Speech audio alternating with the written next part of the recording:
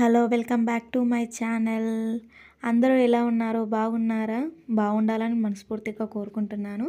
ఈరోజు వచ్చేసి chicken curry అనమాట.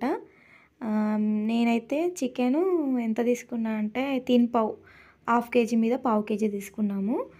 అది మసాలా వేసి కలిపినాం అనమాట.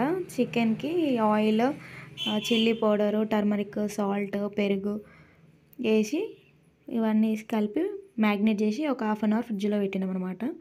తర్వాత స్టవ్ వెలిగించుకొని కడాయి పెట్టుకొని అందులో ఆయిల్ వేసేసుకొని ఆనియన్ వేసుకున్నాం అనమాట. ఒక 2 పెద్ద సైజు ఆనియన్ కట్ చేసుకొని వేసుకున్నాము. ఒక 2 పచ్చిమిర్చీలు కట్ చేసుకొని వేసుకున్నాము. అవి కొంచెం కలర్ చేంజ్ అయ్యేంత వరకు వేయించుకోవాలన్నమాట. కొంచెం లైట్గా కలర్ షేడ్ అయిన తర్వాత జింజర్ గార్లిక్ పేస్ట్ వేసుకోవాలి. ఇంతకుముందు మ్యాగ్నేట్ చేసిన చికెన్లో వేయలేదు జింజర్ గార్లిక్. ఇప్పుడు డైరెక్ట్ ఆయిల్లో వేసేస్తున్నాము.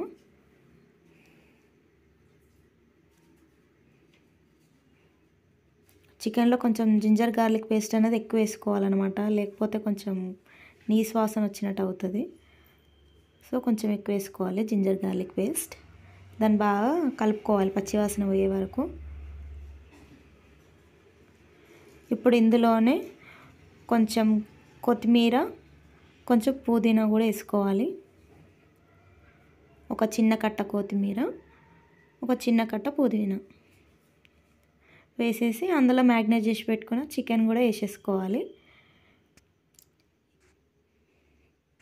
వేసి దాన్ని బాగా కలుపుకోవాలండి. దాన్ని మంచిగా కలుపుకోవాలి. ఆయిల్ మొత్తం కలిసేటట్టు కలుపుకోవాలి.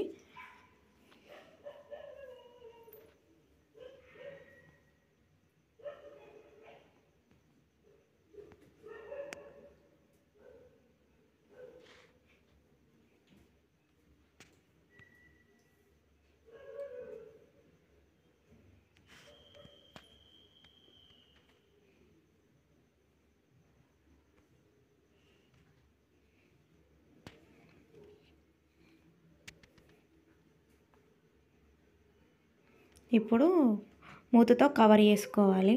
కొద్దిసేపు ఆయిల్లో ఉడకనివ్వాలి చికెన్ని. ఆయిల్లో కొంచెం ఉడికిందనమాట. ఒక 10% చికెన్ ఉడికింది ఆయిల్లోనే. ఇప్పుడు వాటర్ పోసుకోవాలి.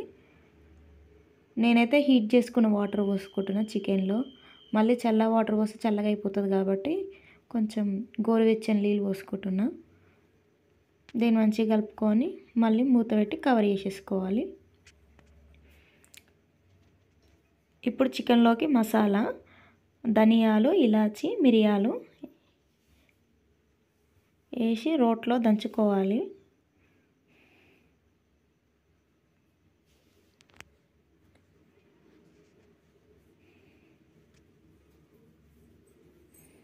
చూసారా, ఈ విధంగా పేస్ట్ అవ్వాలి. పౌడర్ అవ్వాలి. దీన్ని వేరే గిన్నెలోకి తీసేసుకొని చికెన్లో వేసి కలిపేసుకోవాలి. ఇది వేసిన ఒక 5 మినిట్స్లో పైకి ఆయిల్ అంతా వచ్చేస్తుంది అన్నమాట. చాలా కలర్ఫుల్గా కనబడుతుంది చికెన్.